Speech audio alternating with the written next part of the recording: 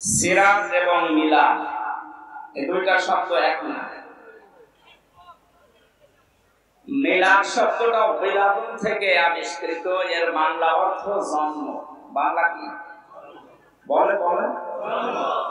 আর সিরাত শব্দের শাব্দিক অর্থ হচ্ছে জীবন চরিত্র, জীবন আদর্শ।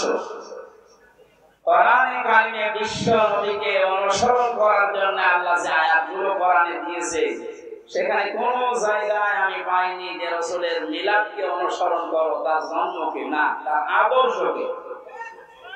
এই যে জেলানি সাহেব যে আয়াতটা পড়েছিলেন, উনি ব্যাখ্যা করতে পারেননি, সময় পাওয়ার কারণে না পাওয়ার কারণে। লাকাদ কানা লাকুম ফি রাসূলিল্লাহি উসওয়াতুন হাসানাহ লিমান কানা ইয়ারজুল্লাহা ওয়াল ইয়াওমাল আখিরা ওয়া যাকারাল্লাহা কাসীরা। সূরা আহজাবের 21 নম্বর আয়াতে আল্লাহ বলেন, অবশ্যই আমি আল্লাহ তোমাদের জন্য মহত্তম আদর্শ লুকিয়ে রেখেছি রাসূলুল্লাহর জীবনে। নাটোরবাসী এখানে অনেক আলেম বসে আছে, আপনারা না শুনলাম ওনাদেরকে শোনাচ্ছি, ভালো করে খেয়াল করেন। অবশ্যই আমি আল্লাহ তোমাদের জন্য মহত্তম আদর্শ, সর্বোত্তম এই আদর্শ লুকিয়ে রেখেছি মুহাম্মদ ইবনে আব্দুল্লাহর জীবনে। এই কথা এখানে আল্লাহ দেননি, সরাসরি নাম দিয়েছেন। আল্লাহকে মুহাম্মদ ইবনে আব্দুল্লাহ শব্দটা জানেন না? বলেন, মানে জানার পরও কেন রাসূলুল্লাহ দিলেন? ফি রাসূলিল্লাহি, রাসূলুল্লাহর জীবনে, আল্লাহর রাসূলের জীবনের ভেতরে তোমাদের মহত্তম আদর্শ লুকিয়ে রেখেছি। এখানে একটা পাগলেও জানে মুহাম্মদ ইবনে আব্দুল্লাহ তিনি রাসূলুল্লাহ হয়েছিলেন ঘোষণা অনুযায়ী কোরআনে বর্ণিত 40 বছর বয়সে। যদিও জন্মের আগে, পৃথিবী তৈরি হওয়ার আগে ওনাকে যখন আল্লাহ বানিয়েছে, ওই সময় থেকে তিনি নবী। ঘোষণাটা আসতে সর্বশেষ যেহেতু এই জন্য ঘোষণা হয়েছে ওনার 40 বছরে। জন্মের পর থেকে ওনাকে কেউ নবী বলে ডাকতো, রাসূল বলে? 1 থেকে 40 বছর পর্যন্ত ওনাকে মানুষ ডেকেছে, না ডাকে নাই? কি ডাকে? আল আমিন, আস-সাদিক। এই কথাগুলো ওনাকে পুরো আরব জাহানের মানুষ জানতো, যিনি আল আমিন, আস-সাদিক, বিশ্বাসী, আমানতদার। কিন্তু রাসূলুল্লাহ বা নবী এই কথা কেউ 40 বছর আগে বলে নাই। তাহলে আগে অনেকে ভালো কাজ দুনিয়ায় করেন নাই। 17 বছর বয়সে তিনি হিলফুল ফুজুল, শান্তির সংঘ গঠন করে বহু উপকার করেছেন মানুষের। পরিবারে, সমাজে, রাষ্ট্রের বহু ভালো ভালো কাজে আঞ্জাম দিয়েছিলেন। এই কাজগুলো তিনি করেছিলেন মুহাম্মদ ইবনে আব্দুল্লাহ হিসাবে। কিন্তু যখন রাসূলুল্লাহ হয়ে গেলেন 40 বছর বয়সে, এই মানুষটার কাজও পাল্টিয়ে গেল। মানুষ কিন্তু একই আছে, 17 থেকে 40, এটা 23 বছর, আর 40 থেকে 63 এইটাও 23 বছর। কথা বলুন, আগেও 23, পরেও 23। যখন তিনি কাজ করা আরম্ভ করেছিলেন, ওই সময় তার বয়স 17। 40 বছর একাধারে বিভিন্ন সংগঠন তৈরি করে চেষ্টা চালিয়েছেন, কিন্তু কাঙ্ক্ষিত মানের শান্তি আনতে পারেন না। যদিও সংঘর নাম দিয়েছিলেন হিলফুল ফুজুল, শান্তির সংঘ। শান্তি কায়েম করতে পারেন না। তার একটাই শর্ত হচ্ছে, তিনি এই 23 বছরে কোরআনে কারিম পান নাই। কোরআন না পেলে এত বড় মহামানব শান্তি 100 বার কায়েম করতে পারেননি। যখন তিনি 40 বছরে কোরআন পেয়েছেন, বাকি 23 বছর 63, 40 থেকে 63, এই 23 বছরে এমন শান্তি স্থাপন করেছিলেন, ঘোষণায় দিয়ে গিয়েছেন, খায়রুল কুরুনি কারনি, আমার যুগ শ্রেষ্ঠ যুগ। যেটা থাকলে শান্তি স্থাপন করা যায়, কায়েম করা যায়, তার নাম কোরআন। কথা বুঝতেছে? কি মনে হচ্ছে আপনার? কোরআন বাদ দিয়ে এত বড় মহামানব, এত বড় চরিত্রের অধিকারী মানুষ, যাকে আপনি কোন কিনারা পাবেন না অনুসরণ করে, আযীম শব্দ আল্লাহ দিয়েছেন তার নামে। ওয়া ইন্নাকা লাআলা খুলুকিন আযীম। আপনি মহান চরিত্রের উপরে প্রতিষ্ঠিত। আমার এই নামটা আমি কোন নবীকে দেইনি, আযীম এটা আপনাকে আমি আল্লাহ দিলাম। আমার কোরআনের জন্য আমি এই নামটা দিয়েছি আযীম। ইব্রাহিম নবীর সন্তান হযরত ইসমাঈলকে আমি ডাক দিয়েছিলাম গোলামিন হালিম, আমার সহনশীল ধৈর্যশীল বান্দা, কিন্তু আমি আযীম দেইনি। সে এত বড় ধৈর্যের পরীক্ষা দেওয়ার পর আমি তাকে আযীম বলি নাই, বলেছি হালিম। কি বলেছি? তার এক সন্তান ছিল ইসহাক, তাকেও আমি আল্লাহ আযীম বলি নাই, তাকে বলেছিলাম গোলামিন হালিম, আমার জ্ঞানী বান্দা। কিন্তু আপনার চরিত্র এত উপরে, কিয়ামত পর্যন্ত মানুষ শুধু অনুসরণ করে যাবে, কোন কিনারা খুঁজে পাবে না। এই মহামানব, মহান চরিত্রের অধিকারী মানুষ, আপনি চিন্তা করে দেখেন, 23টা বছর চেষ্টা চালালেন সংগঠন তৈরি করে, তাও পারেননি। এত বড় মহারথী যদি না পারেন, পৃথিবীর আর কে পারবে কোরআন ছাড়া শান্তি স্থাপন করতে? এই জন্যই তো 53 বছরে বহু সংগঠন চেষ্টা চালাচ্ছে। বহু দল চেষ্টা করেছে 53 বছরে। কোরআনে কারীম নেই, কোরআনের কর্মসূচি আমরা বাস্তবে দেখতে পাইনি, এজন্য শান্তির পরিবর্তে অশান্তি বেড়ে গেছে। যেহেতু প্রমাণ আমরা পেয়ে গেছি, এখন আর ভুল করব না।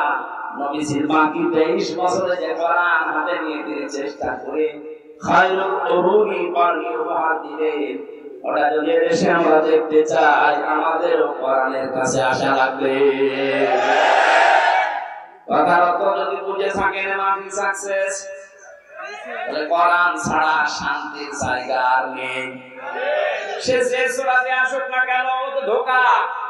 যদি আমার বাবা কবর থেকে আসে, স্বামী আসে, চাচা আবার যদি আসে, সব ধোঁকা, কারণ কোরআন নেই। মান ক্বালা বিহি সাদাকা, যারা কোরআন দিয়ে কথা বলবে, নবীজি বলেন এরাই কেবল সত্য কথা বলে। বিভিন্ন মঞ্চে আমরা অনেকের ভাষণ শুনি, কোরআন নেই, আর কোরআন যদি বলে ও উল্টা পাল্টা ব্যাখ্যা করে। আমরা কিছু মানুষের কোরআনের আয়াত শুনেছি বলতে, বলে লাকুম দীনুকুম ওয়ালিয়া দীন, রাহুল বুখারী। আয়াত পড়েছে কি? কোরআন কিসে? আর নাম বলছে কিসে? আয়াত পড়ছে কোরআনে, আর নাম বলছে বুখারী। অথচ কোরআনে কারিমে কত স্পষ্ট ভাবে, ধারালো জোরালো ভাবে আল্লাহ জানিয়েছেন, ওয়ালাউ তাকাওয়ালা আলাইনা বা'দাল আকাবিল লা আখাযনা মিনহু বিল ইয়ামিন সুম্মা লাকাতআনা মিনহুল ওয়াতিন। সূরা হাক্কাতের 44, 45, 46 নম্বর আয়াত। আল্লাহ পাক বলেন, হে নবী, আমার কোরআনের ভেতরে যদি নিজের কোনো কথা আমার নামে চালিয়ে দিতেন, যে এটা আল্লাহ বলেছে, যেমন উনি বলল লাকুম দীনুকুম ওয়ালিয়া দীন, রাহুল বুখারী, কথা আল্লাহ চালাচ্ছেন নবীজির নামে। আপনি যদি আমার কোরআনের ভেতরে কোনো কথা এরকম বানিয়ে বলেন যে এটা আল্লাহর কথা, কি করব জানেন আপনাকে? আপনার ডান হাত চেপে ধরবো, কণ্ঠ নালী কেটে ফেলে দেব। না, ঠিক নেই। আপনি আলেম, আমদাদা চিল্লাচ্ছেন, বসে আছে দেখছেন না বড় বড় হুজুর। আমরা যারা সিলেবাস ভুক্ত আলেম, প্রচলিত, সে দাওরা পাস বলেন আর কামেল পাস বলেন, ওয়াজ মাস্টার যারা আমরা করি, কোরআনের উপরে প্রচলিত ধারাবাহিক যে সিলেবাস, এই অনুযায়ী আমাদের এইভাবে পড়ানো হয়েছিল, এই জন্য মনে হয় বলছে ঠিক। আল্লাহ বলেন লা খাজনা, একালিফ জান আছে। আমি জেলখানায় থাকতে মাওলানা মামুনুল হক, মাওলানা শাকাওয়াত হোসেন রাজি, এই দুইজনের সাথে 3টা বছর ছিলাম। ওনাদেরকে বারবার আমি একটা জিজ্ঞাসা করেছিলাম, যে আমাদের সিলেবাসে কওমি হোক, আলিয়া হোক, ভার্সিটি হোক, ওখানে তো লেখা আছে আমি নবীর ডান হাত চেপে ধরতাম, কণ্ঠ নারী কেটে ফেলে দিতাম। ও এখানে তো মিলছে না। এখানে সরাসরি ফাইল আল্লাহ নিজে, লাখজ না আমরা ধরতাম। আমরা মানে আমি আল্লাহ, ধরতো কে? বলেন বলেন। আল্লাহ নিজে ধরতেন। মিনহু বিল ইয়ামিন, বিমানে দ্বারা দিয়ে করতে 99টা অর্থ আছে এই বা শব্দের। আল্লাহ বলেন মিনহু বিশিমাল না, মিনহু বিল ইয়ামিন। আমি আমার ডান হাত দিয়ে, ডান হাতের দ্বারা, ডান হাত কর্তৃক আমি নিজে ধরতাম আমার নবীকে। নবীর ডান হাত ধরতাম না, আমি নিজে ধরতাম আমার ডান হাত দিয়ে। কথাটা উলটপালট হয়ে যাচ্ছে। আমি আশা করছি আলেম যারা আছেন আর একটু চিন্তা করবেন শব্দটা নিয়ে। আল্লাহ বলে না আমি আমার নবীর হাত ধরতাম না, আমার হাত দিয়ে আমি নবীকে ধরতাম। তাহলে আমি আমার হাত দিয়ে, বাম হাত না ডান হাত? কেন আল্লাহর বাম হাতে শক্তি নেই? মেনহবি শিমাল দিলেন না কেন?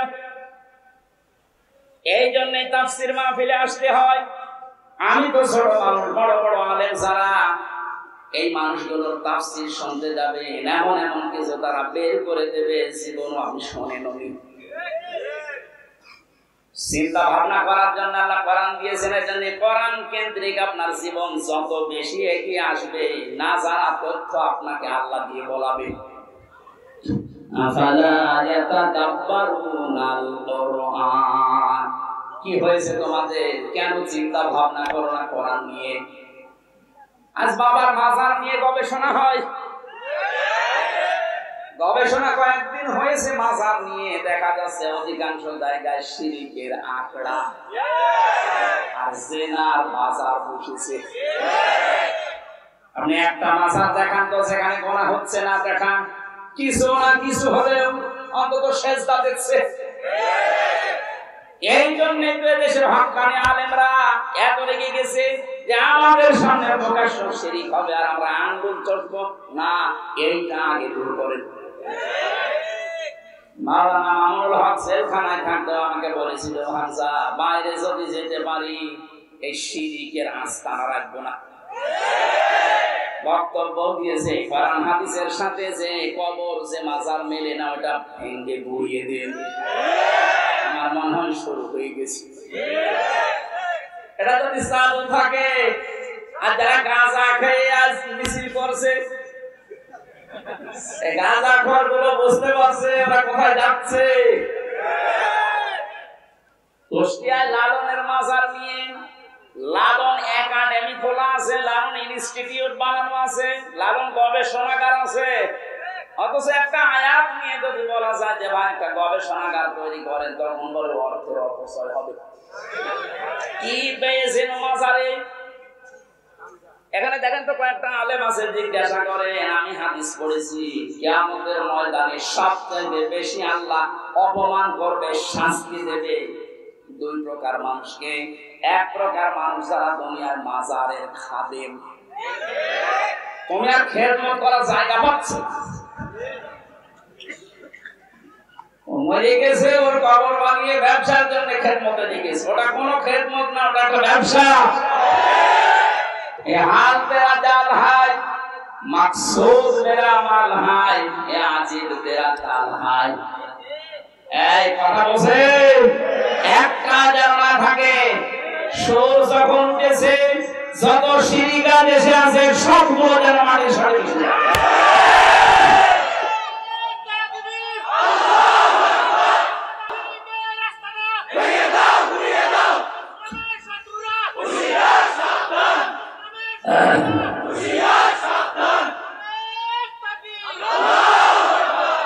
মাজার বলতে কবর, সেটা নবীদের কবর, সাহাবীদের কবর, আল্লাহর ওলিদের কবর আমরা সম্মান করি, সেটা ঘিরে রাখেন। কোনো ইহানত যেন না হয়, অপমান না হয়, অপদস্থ না হয়। তাই বলে সেখানে আপনি সেজদা দেবেন, পুরা হাদিসের বিরুদ্ধে। লা তাত্তাখিযুল কুবুর মাসাজিদা, কবরকে সেজদার জায়গা বানিও না। অধিকাংশ কবরগুলোতে সেজদা দিচ্ছেন, এই জন্য আলেমরা রেগে গেছে। এরা রেগেছিল 16 বছর আগে, কিন্তু কথা বলতে পারে না। তাই এক কথা বুঝেন, আমাদের রাগ সেই 16 বছর আগে থেকে, কিন্তু আমি তো কথা বলতে পারছি না। আমি তো এই ময়দানে এসেছি মনে হয় আজ 16 বছর হয় না, আমি 12 সালের থেকে শুরু। 12 আর 24 কত হয়? 12 বছর। এখনো তো 4 বছর লাগবে। আমার এই মানুষের এই ময়দানে আসার আগ থেকে আলেমরা চেষ্টা করেছিল, কিন্তু কি করবে, মুখে তালা লাগা। এই যে কয়েকদিন আগে আমার মামলা খারিজ হয়ে গেছে সব। বিচারপতিকে জিজ্ঞাসা করবো যে স্যার এই মামলা তো 3 বছর আপনার হাতে ছিল, তখন তো কিছু বললেন না, এখন বলছেন কোনো মাল নেই, কি দেখে বিচার করবো? উনি এই কথা বলতো যে হুজুর আমার হাত বাঁধা। কি বাধা? হাত যেহেতু এখন খোলা হয়ে গেছে, এদেশের 1628টা চেয়ার আছে, একটা হাত শুধু খোলা ছিল, বাকি 1627টা হাত বাঁধা ছিল। এখন ওই হাত খোলা মানুষ যেহেতু পালিয়ে গেছে, আর ওনার ছেলে যা কথা বলেছে পরশুদি, যে দেশের মানুষ আমার মাকে কুকুরের মতো তাড়িয়ে দিবে, একটা কথা ভালো জিনিসের সাথে তুলনা করতো, যে বাঘের মতো তাড়িয়ে দিল, দিয়েছে কিসের নাম দেখেছে? আসলে যেমন পালিয়েছে, নামটা বেশ অ্যাপ্রোপ্রিয়েট হয়েছে। নাটোরবাসী মাজারের বিপক্ষে আমরা না, কিন্তু মাজার নিয়ে কেউ ব্যবসা করতে পারবেন না এই দেশে। দেশের মানুষ এখন জেগে উঠেছে। আপনি তাদের কবরকে এমনিতে ঘিরে রাখবেন, সম্মান দেবেন, জিয়ারত করবেন, দোয়া করবেন, কারণ ওই মানুষটা সবচেয়ে বড় বিপদে আছে। নবীজি বলেন একটা মানুষ যখন কবরে চলে যায়, সমুদ্রের ভেতরে জাহাজ ডুবে গেলে যেমন মানুষ বিপদে থাকে, ওইরকম বিপদে আছে।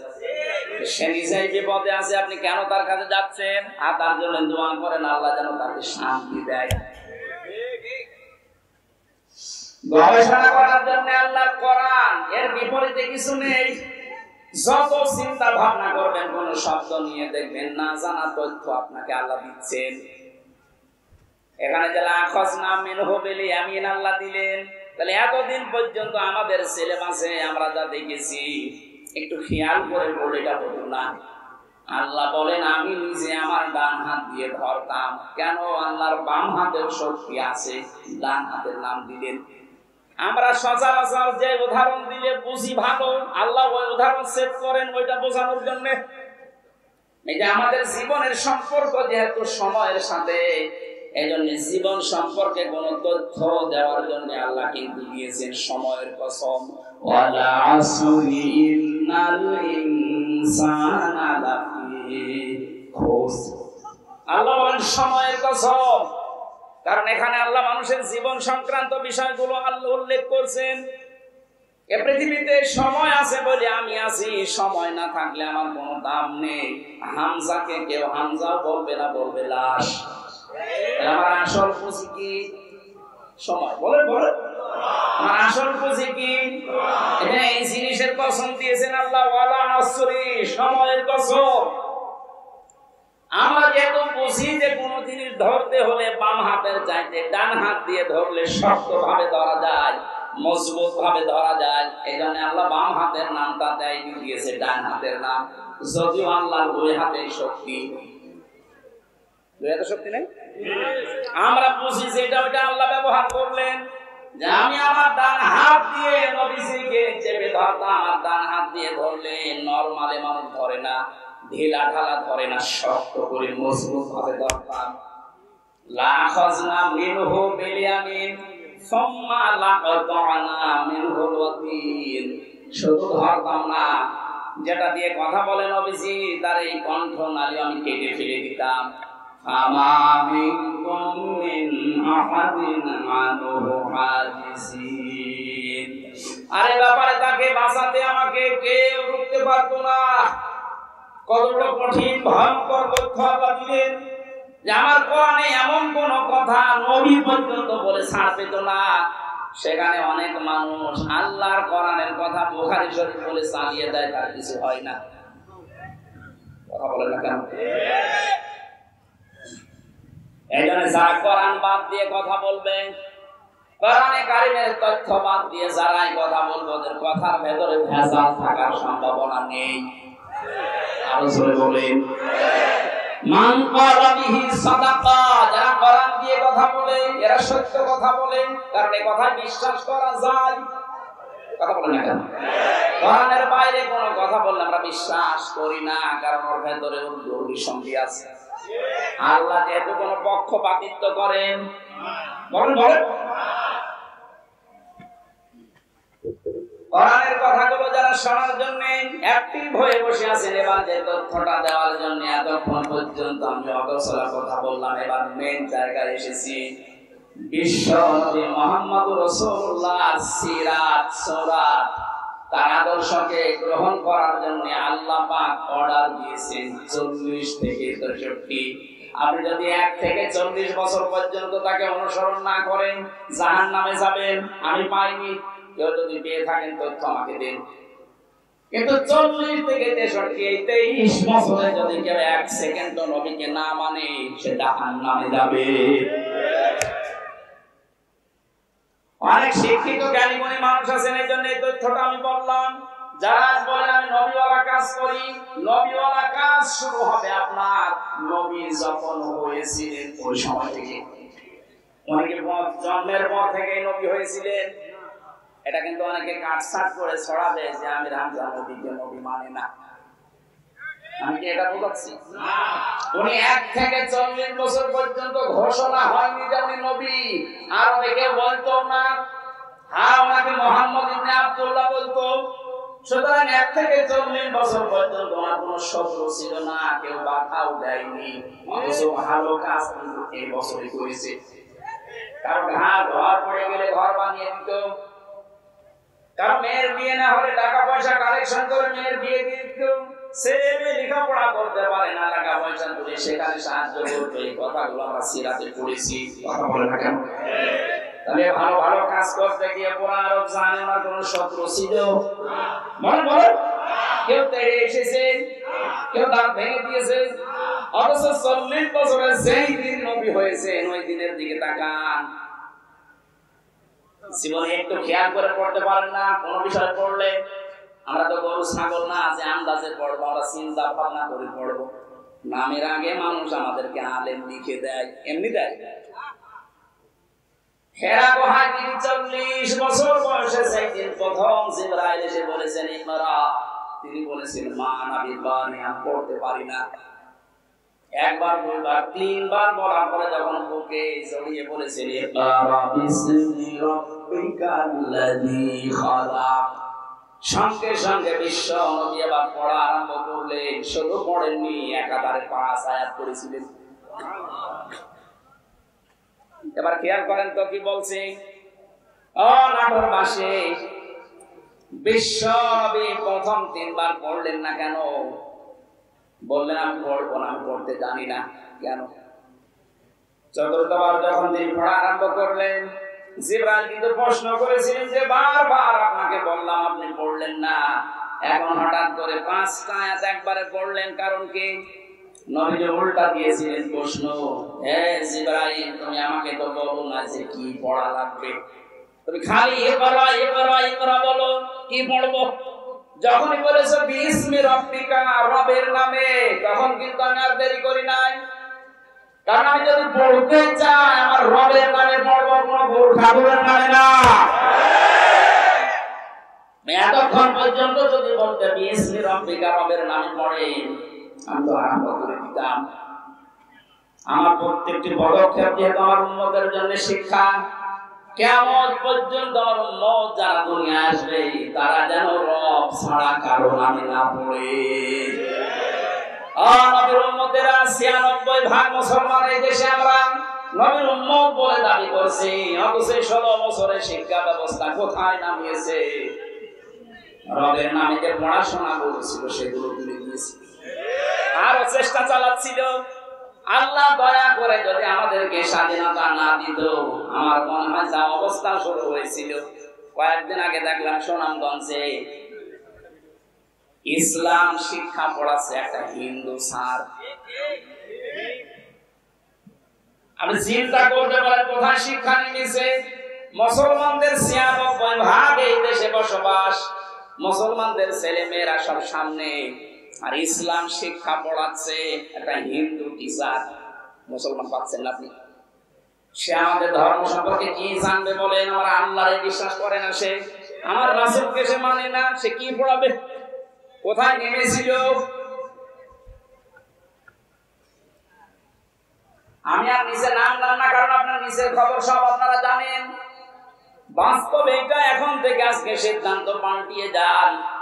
ধর্ম উপদেষ্টা ডক্টর আফামা খালিদ সাহেব দায়িত্ব নেওয়ার পর থেকে বারবার বলছে, আমরা শিক্ষা ব্যবস্থায় আগে নবীর ওই জীবনী, সাহাবীদের আবু বকরের জীবনী আবার নিয়ে আসতে চাই। কারণ এগুলোর ভেতরে যে শিক্ষা আছে, মানুষের ভেতরে এগুলো থাকলে মানুষ মানুষ হবে। বলুন, আর বাবার জীবনী পড়ে আমি করবো কি? কারণ বাবার জীবনী আমার কাছে পরিষ্কার না, সে ছোটবেলায় কি করেছিল আমি জানি না। এমনকি তার মা বাবার ঠিক আছে কিনা তাও আমরা জানি না। এটা মনে হয় বেশি বলে ফেললাম। না না, বেশি বলিনি। আমি কিছুক্ষণ আগে পড়ে আসলাম, আমার ফাঁসি চাই, বীর মুক্তিযোদ্ধা মতিয়ার রহমান লেখা করে দেখেন। লোকটা নিজে নিজের ফাঁসি চাচ্ছে এমনি।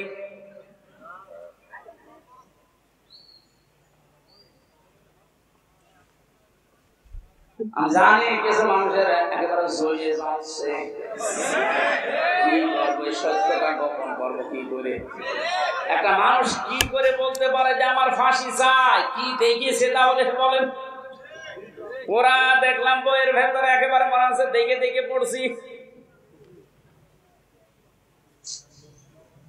রাগ হয় একটু বইটা পড়ে গিয়ে, রাগ এমনি মাটি হয়ে যাবে। পৃথিবীর কোন মানুষের জীবনী দিয়ে আপনার জীবন পাল্টাবে না যতক্ষণ পর্যন্ত আপনার সামনে মুহাম্মদ রাসূলুল্লাহর জীবনী না আসবে। কারণ এটা মহত্তম আদর্শ। হ্যাঁ, কাদের জন্য এটা? সবার জন্য না। এবার আসেন তো, নাটোরে এই প্রকার মানুষ আছে কিনা? আমি বলবো তো আগে। এর পরবর্তীতে আল্লাহ 3টা কথা লাগিয়েছেন, যাদের ভেতরে 3টা গুণ পাওয়া যাবে তাদের জন্য বিশ্ব নবী হবেন আদর্শ। 1 নম্বরে লিমান কানা ইয়ারজুল্লাহ। দুনিয়ায় যে কাজ করতে গিয়ে যারা আল্লাহর সন্তুষ্টির দিকে খেয়াল করে যে এই কাজে আমার আল্লাহ রাজি আছে তো, এই কাজে আমার আল্লাহ নারাজ হয়ে যাবে না তো, এইটা খেয়াল করে যারা দুনিয়ার জীবন চালাবে, এই মানুষগুলোর জন্য মুহাম্মদ রাসূলুল্লাহ হবেন আদর্শ। আপনি এদেশে এবার আপনার নিজের দিকে তাকান, আপনার সব কাজ আল্লাহর খুশির জন্য হচ্ছে তো? লিমান কানা ইয়ারজুল্লাহ ওয়াল ইয়াউমাল আখিরা রাজাআ ইয়ারজিউ মানে ফিরে আসা।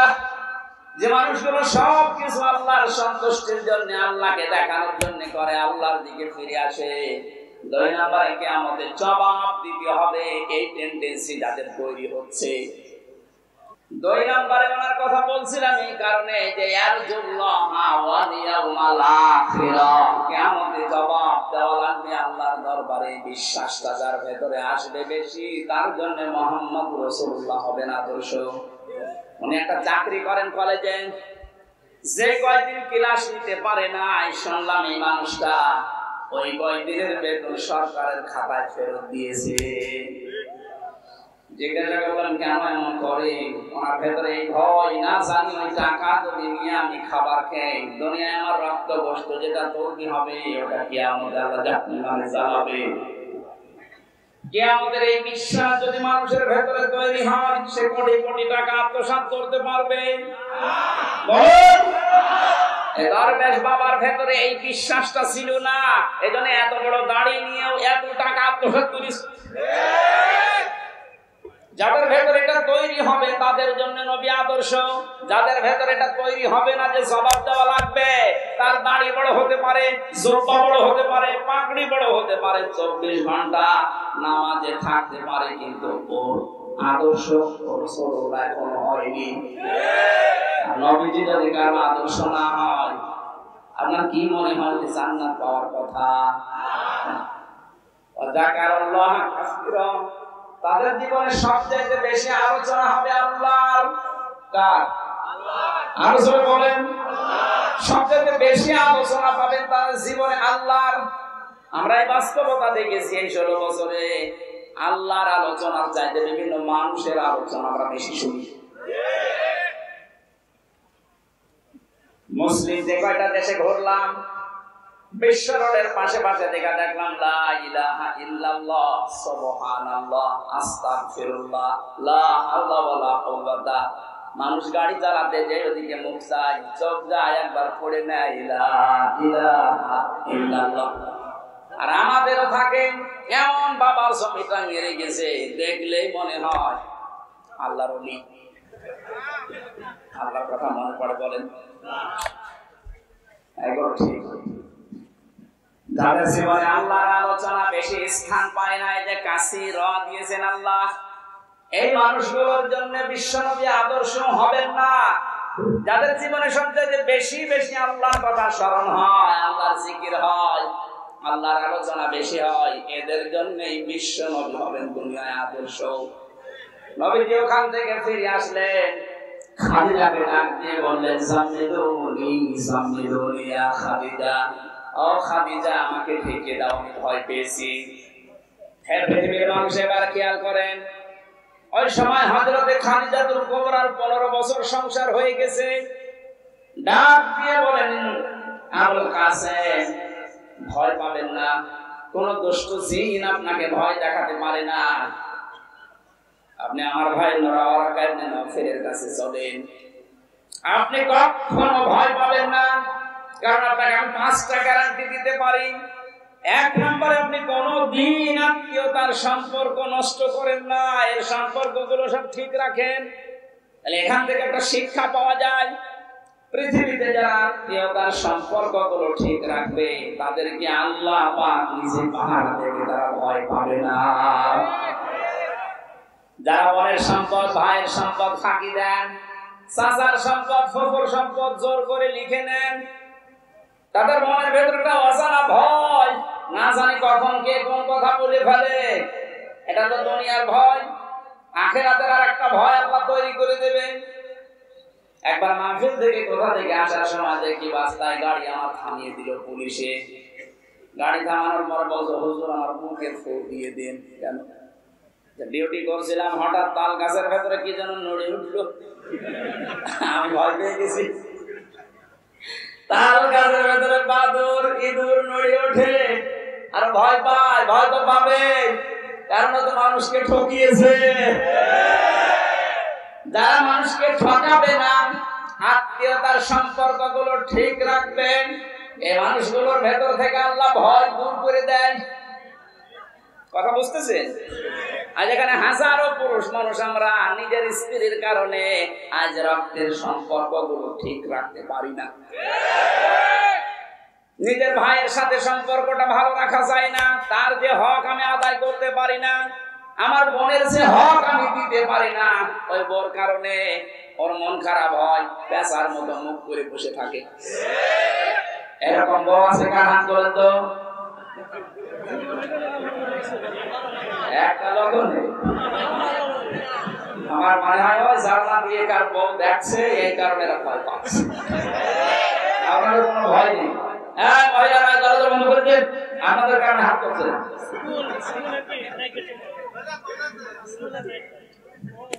আমি হাসির জন্য বলি না, এটা বাস্তব। নবীজি বলেন, কোন স্ত্রী যদি চায় যে আমার স্বামী বেশি দিন দুনিয়ায় বেঁচে থাক, তার হায়াত বেড়ে যাক, তার সম্পদ বেড়ে যাক, তার সম্মান বেড়ে যাক, সে যেন আত্মীয়তার সম্পর্কগুলো ঠিক রাখার জন্য স্বামীকে তাকিদ দেয়। এরকম বউ দেশে কম না? আমার মনে হয় জরিপে 100 জনের 98 জনই ফেল। রাসূলের স্ত্রী সাক্ষী দিচ্ছে, হ্যাঁ নবী আপনি ভয় পাবেন না, আপনি জীবনে আত্মীয়তার সম্পর্ক নষ্ট করেন না। আজ নিজের স্ত্রী, সন্তান, মেয়ে, ছেলে এদেরকে সুখে রাখার জন্য ভাইয়ের জমি ফাঁকি দিলেন, বোনের জমি ফাঁকি দিয়ে মেরে দিলেন। অথচ এই মানুষগুলো যে পাপটা হয়ে গেল, এই পাপের বোঝা ওরা কেউ নেবে না, সব আপনাকেই বহন করা লাগবে। কামাই করছেন ওদের সুখের জন্য, কিন্তু পাপের ভাগ শুধু আপনার নিজের জন্য। এরকম পাগল দুনিয়া আমরা আছি। এই পাগলামি আমরা আর করবো না। বউ যদি না থাকে, না থাক, আর একটা বিয়ে করবো, এটা তো আমরা রাজি আছি। তারপর আমার আখিরাত যেন নষ্ট হয়ে না যায়। যে বউর কারণে আমার ভাইয়ের সাথে, বোনের সাথে, চাচার সাথে, ফুফুর সাথে হক আদায় করা যায় না, ওই বউ আমার দুনিয়া আখিরাত ধ্বংস করার জন্য এসেছে। এবার আল্লাহর দিকে তাকিয়ে বলেন তো এরকম বউ আছে কিনা? দেখি তো, হাত তোলেন, আমি একটু দেখে দোয়া করি।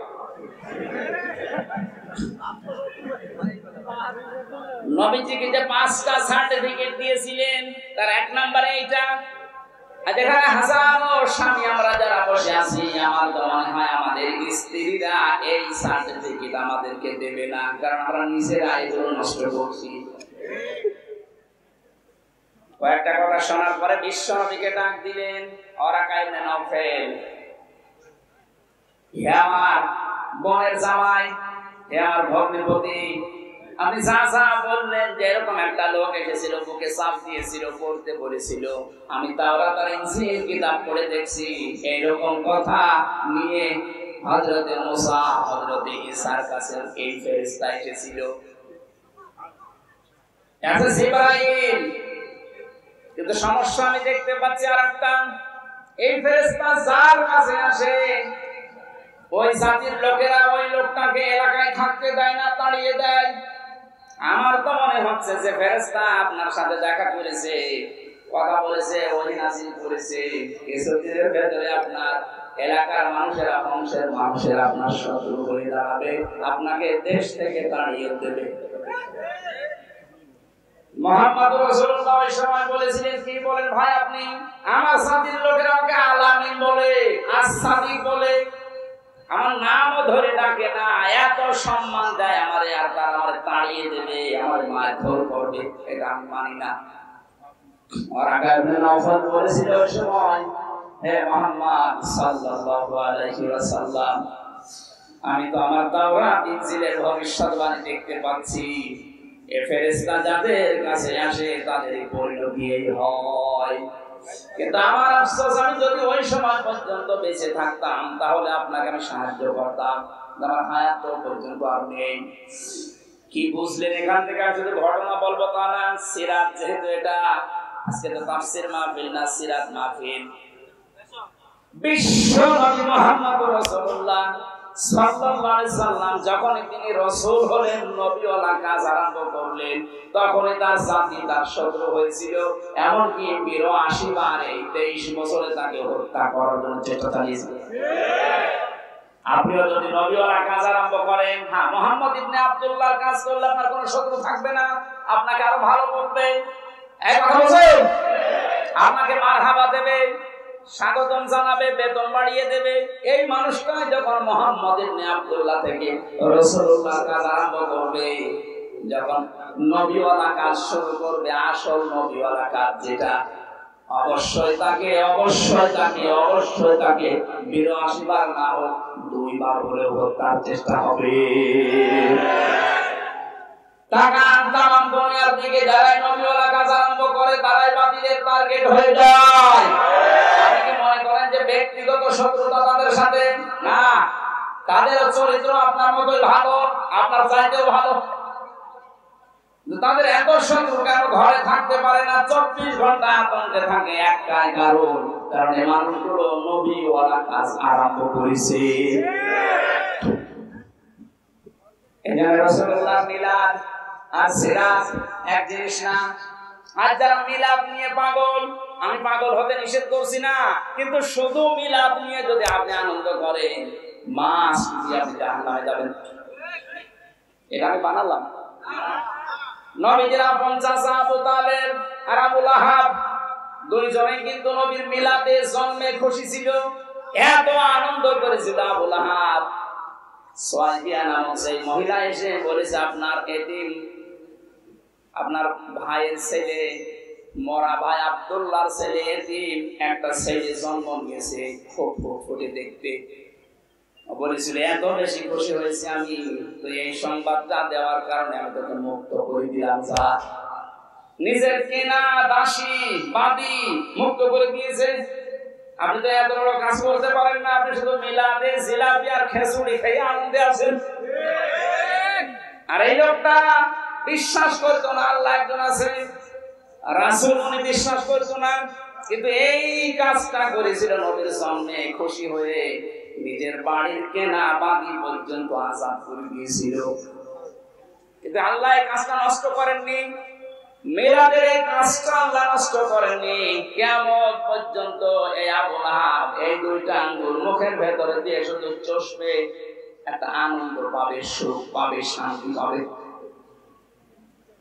আবু তালেবের কথা জানি, সেও কিন্তু নবীর মিলাদে জন্মে খুশি হয়েছিল।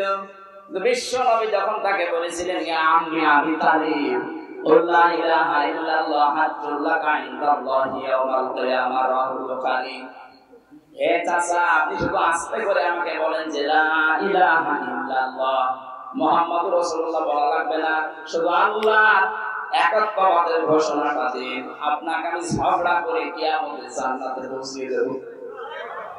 লোকটা পড়ে নাই, নবীর মিলাদে খুশি, কিন্তু সিরাত পেয়ে, তার আদর্শ পেয়ে, তার রাসূলুল্লাহর যে গ্যারান্টি তিনি যে নবী রাসূল, এটা পেয়েও খুশি না। ও বলেছিল ভাতিজা তোমাকে ভালোবাসি, কিন্তু তোমার এই নবুয়ত আমি মানতে পারলাম না, কারণ মানলে মানুষ আমাকে কাপুরুষ বলবে, ভীরু বলবে, তুমি আমারে মাফ করে দিও। কি বুঝলেন আপনি এখান থেকে? এই লোকটা দুইজন চাচা, আপন চাচা দুইজন, এরা রাসূলকে ভালোবেসেছিল তার মিলাদে, কিসে? জন্মে, কিন্তু তার আদর্শ মানতে পারে না, এজন্য দুইজনই জাহান্নামী। এই লোকটার পায়ের নিচে শুধু জাহান্নামের দুইটা ফিতা আল্লাহ লাগিয়ে দেবে, চটি পরিয়ে দেবে, দুইটা মাথার মগজ পর্যন্ত ফুটবে। সিরাতের কিতাবে পেয়েছি তার পায়ে কেন আল্লাহ দেবে? মুখে, গালে, এই সমস্ত মাথায়, পিঠে, হাতে আগুন লাগবে না কেন? খালি এক জায়গায় আগুন লাগাবে। এই যে পায়ের কাছে রাখে নাই, পায়ের সাথে নবীর শরীর লাগে নাই, বাকি ওরা শরীর নবীর শরীরের সাথে, জান্নাতি শরীরের সাথে স্পর্শ হয়েছিল, এজন্য পুরা শরীরে আল্লাহ জাহান্নামের আগুন লাগাবে না, ওই একটা জায়গায় লাগিয়ে দেবে। তারা নবীর মিলাদে খুশি, কিন্তু চরিত্রে খুশি। বলেন বলেন, এই জন্য দুইজনে জাহান্নামী। সিস্টেম অপর পৃষ্ঠায় দেখুন, আরো দুইজন চাচার নাম সিরাতে আছে, একজন হযরতে আব্বাস আর একজন হযরতে হামজা রাদিয়াল্লাহু তাআলা আনহুমা। আগের দুইজনের নাম পড়লে কেউ রাদিয়াল্লাহু পড়ে, আর পরের দুইজনের নাম শুনলে মানুষ পড়ে রাদিয়াল্লাহু তাআলা আনহু, যে আল্লাহ তাদের উপরে রাজি হয়ে গেছে। এই দুইজন চাচার দিকে তাকান, তারা শুধু নবীর জন্মে খুশি ছিল না, জন্মের সময় তো খুশি ছিল, কিন্তু নবীর আদর্শ পেয়ে তারা খুশি। এত বেশি আনন্দ খুশি হয়েছে নবীর জন্মে, নবীর মিলাদে, নবীর আদর্শ পেয়ে নিজের জীবন দিয়ে নবীর আদর্শ টিকে রেখেছে।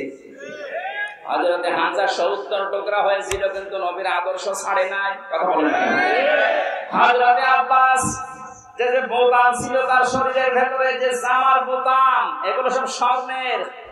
আল্লাহর নবী মুহাম্মদুর রাসূলুল্লাহ সাল্লাল্লাহু আলাইহি সাল্লাম ডাক দিয়ে বলেছিলেন, চাচা আপনাকে আপনি আমার চাচা বলে ছেড়ে দিতে পারবো না। কেন? আপনি আসার সময় জিহাদের এই ময়দানে, বদরে আসার আগে আমার চাচির কাছে আপনি কিছু স্বর্ণের জিনিসপত্র রেখে এসেছিলেন, যদি মুক্তি পেতে চান ওইগুলো দিয়ে মুক্তি পণ হিসাবে তারপরে মুক্তি পাবেন। হযরতে আব্বাস ডাক দিয়ে বলে, ভাতিজা মুহাম্মদ, আমি আসার সময় ঘরের ভেতরে তোমার চাচির কাছে স্বর্ণের এই জিনিসগুলো রেখেছি, তোমার চাচি আর আমি ছাড়া কেউ জানে না, তুমি জানলে কি করে? বিশ্বনবী বলেন, চাচা শুধু ওইটা না, আপনি যা করেন জিবরাইল আমাদের সব আগে থেকে জানিয়ে দিয়েছে। হযরতে আব্বাস বলে, ভাতিজা এত গোপনের কথা যদি তোমার আল্লাহ তোমাকে জিবরাইল দিয়ে জানিয়ে দেয়, আমি আর গোপনে থাকবো না, তুমি আমাকে এই মুহূর্তে ইসলামে প্রবেশ করাও। হযরতে আব্বাস নবীর আদর্শ মেনে নিয়ে বলেছিলেন, মান যাকা তামাল ঈমান মান রাদিয়া বিল্লাহি রাব্বা अब इस्लामी दीना और मोहम्मद रसूलुल्लाह सल्लल्लाहु अलैहि वसल्लम नबिय्या व रसूला রাহু মুসলিম। হযরত আব্বাস বলেছিলেন কেউ যদি ঈমানের সাথে পেতে চাও আল্লাহকে রব, ইসলামকে জীবন ব্যবস্থা আর মুহাম্মদুর রাসূলুল্লাহকে কেউ যদি নবী এবং রাসূল এই পৃথিবীতে মেনে নিতে পারো সেই ঈমানের স্বাদ পাবা। সে শুধু নবীর জন্মে খুশি ছিল না, নবীর আদর্শেও খুশি ছিল।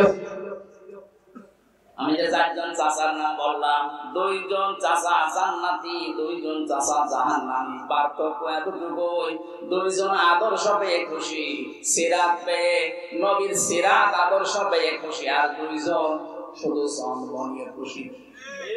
আমরা কি শুধু মিলাদ পড়বো না, নবীর আদর্শ মানতে চাই? এবার আসেন তো বিশ্ব নবীকে আল্লাহ এই পৃথিবীতে যে উদ্দেশ্য নিয়ে পাঠালেন, কোরআনে কারীমের সূরা ফাতিহা এটা 28 নম্বর আয়াত। এটা রব্বুল আলামিন বলেন ওয়াল্লাযী আরসালা রাসূলাহু বিল হুদা ওয়া দীনিল হক। যেহেতু রাসূলকে আল্লাহ পাঠিয়েছেন এই পৃথিবীতে একটা উদ্দেশ্য নিয়ে, আমরা যদি আজ নবীর আদর্শ মানতে চাই, এরকম প্রায় 65টা বিষয় আমি সাজিয়েছি কোরআন আর হাদিস থেকে, একটা মাত্র বলছি। আপনি যদি 65 দিন দাওয়াত দেন একাধারে, এই 65টা বিষয় বললে শেষ হবে। আজকে একটা চলছে। তিনি সে আল্লাহ যিনি তার রাসূলকে তিনি হক দিয়ে সত্যের বিধান সহ দুনিয়ায় পাঠালেন। একটাই উদ্দেশ্য তার, লিইয়ুযহিরাহু আলা দ্বীনি কুল্লি। দুনিয়ায় যত ধর্ম আছে, নিয়ম নীতি বানানো আছে, সব মাইনাস করে সবার উপরে আল্লাহর দ্বীনকে তিনি বিজয় করবেন। এইটাই রাসূলের কাজ। এটা কার কাজ? এইটাই রাসূলের কাজ ছিল। যত নিয়ম নীতি ধর্ম বানানো আছে দুনিয়ায়, 4500 উপর এখন ধর্ম আছে, সব কিছুকে পেছনে ফেলে ইসলামকে তিনি বিজয় করবেন। আলা দ্বীনি কুল্লিহি, যত দিন আছে আপনি মানুষ মেনে চলে, যতদিন সব দিনকে পেছনে ফেলে দেওয়া লাগবে, ইসলামকে বিজয় করা লাগবে। এইটাই রাসূলের কাজ। আর রাসূলকে যারা মেনে নেয় তাদের একই কাজ। কথা বলেন। ইসলাম আমরা জানি, ইসলাম আবার দুই প্রকার। কয় প্রকার? বলেন বলেন। এক নম্বরের ইসলাম হচ্ছে প্রাকৃতিক ইসলাম, আর একটা হচ্ছে শারঈ ইসলাম। প্রাকৃতিক ইসলাম যেটা, এটা আমার আল্লাহ নিজে বানিয়েছেন, নিজে কায়েম করে দিয়েছেন। এই যে সূর্যটা ওঠে, সূর্যটা ডোবে, এটা আমার আল্লাহ বানিয়েছেন, কিয়ামত পর্যন্ত এই নিয়মে চলবে। এটা প্রাকৃতিক। এটা কি? আম গাছে আম ধরে, আম ধরে না। ইসলাম কয় প্রকার বললাম? একটা প্রাকৃতিক আর একটা শারঈ। প্রাকৃতিকটা তৈরি করেন আল্লাহ, কায়েম করেন আল্লাহ। যেমন আম গাছে আম হয়, জাম গাছে জাম হয়, এটা বানিয়েছে কে? আল্লাহ। তা আপনি বানাবেন? বানানোর দরকার নেই, কিয়ামত পর্যন্ত এইভাবে চলবে। কিন্তু শারঈ ইসলাম যেটা, ওটা কিন্তু আল্লাহ পাক নিজে বানিয়ে পাঠিয়েছেন। ওটা কায়েমও করবেন না, দেখাবেনও না, এখন কিয়ামত পর্যন্ত ওনার দায়িত্ব এটা না। শারঈ ইসলাম পৃথিবীতে কায়েম করার দায়িত্ব আমাদের। এই জন্য আমরা খলিফা। এই দায়িত্ব কার? আমরা যদি এই দায়িত্বটা এখন পালন না করে দুনিয়ার মানুষের উপরে ছেড়ে দেই, ফেরেশতাদের উপরে ছেড়ে দেই, বলেন আপনি আল্লাহর প্রাকৃতিক ইসলাম বাদ দিয়ে শারঈ ইসলামের জন্য কি করছেন? এটা যদি আজ কায়েম করার জন্য চেষ্টা চালায়, এটা অতীতে আল্লাহ কায়েম করে দেয়নি, ভবিষ্যতে দেবে না, এখনো দিচ্ছে না। এটা তো আমি বানালাম। ইন্নাল্লাহা লা ইউগাইয়িরু মা বিকাওমিন হাত্তা ইউগাইয়িরু মা বিআনফুসিহিম। আল্লাহ পাক বলেন, যতদিন পর্যন্ত কোন জাতি তার ভাগ্য পরিবর্তন না করবে, আমি আল্লাহর অত দায় পড়ে না যে আমি ওর ভাগ্য পরিবর্তন করে দেব না। কোরআনে নিজেরা পাল্টাবে, তারপর আমি চেষ্টা করব। এক কথা বলেন, আমাদের ভাগ্য পাল্টাতে হবে আমাদেরকে। শারঈ ইসলাম যেটা দেশে কায়েম করার দায়িত্ব ফেরেশতার না, কার? বলেন বলেন। মান মাতা, যে ব্যক্তি মরে গেল, অলাম ইয়াহজু, কিন্তু ইসলাম কায়েম করার জন্য গজওয়া করে নাই, আন্দোলন করে নাই, চেষ্টা করে নাই। ওয়ালাম ইউহাদ্দিস বিহি নাফসাহু, মনের ভেতরের আশা আকাঙ্ক্ষা ছিল না যে দিন কায়েম হোক। মাতা আলা শাওবাতিন মিনান নিফাক, নবী জীবনে যদি মরে যায় তো মুনাফিক হয়ে মরে। তাহলে আপনার নামাজ দিয়ে, রোজা দিয়ে, হজ দিয়ে, যাকাত দিয়ে, দাড়ি টুপি পাগড়ি দিয়ে আপনি মুনাফিকের মরণ থেকে বাঁচতে পারবেন না যতদিন শারঈ ইসলাম যেটা সব দিনের উপরে ইসলামকে বিজয় করার জন্য কাজ না করবেন। এটা যদি কেউ রাজনীতি মনে করেন, না এটা রাজনীতি। আকাফা বিল্লাহি শাহিদা, এটার জন্য সাক্ষী হিসাবে যথেষ্ট কে? আল্লাহ। আপনি কেউ যদি দুনিয়ায় কাজ না করে, আমার আল্লাহ বলেন আমি নিজেই যথেষ্ট। নবীকে আমি এটা পাঠিয়েছি করার জন্য, নবী সেটা করবে যত বাধা আসুক। আর নবীর উম্মত যারা দাবি করছে তাদেরই একই কাজ। আল্লাহ আমাদেরকে সিরাতের এই অনুষ্ঠানে আপনি লিখে দিয়েছেন সিরাতুন নবী সাল্লাল্লাহু আলাইহি ওয়াসাল্লাম মাহফিল। ওনাকে যে উদ্দেশ্য নিয়ে আল্লাহ পাঠিয়েছে ওই উদ্দেশ্যে আপনি সামনে এগিয়ে আসলেন। শুধু মিলাদ করে জিলাপি আর খেজুরি খাওয়া না, নবীর চাচা হামজার মতো জীবনের কলিজা দিয়ে হলেও তার আদর্শ মানা লাগবে। আল্লাহ তুমি আমাকে সহ যারাই শুনলাম নবীদের উদ্দেশ্যকে সামনে নিয়ে আসার তৌফিক দান করো, আমিন।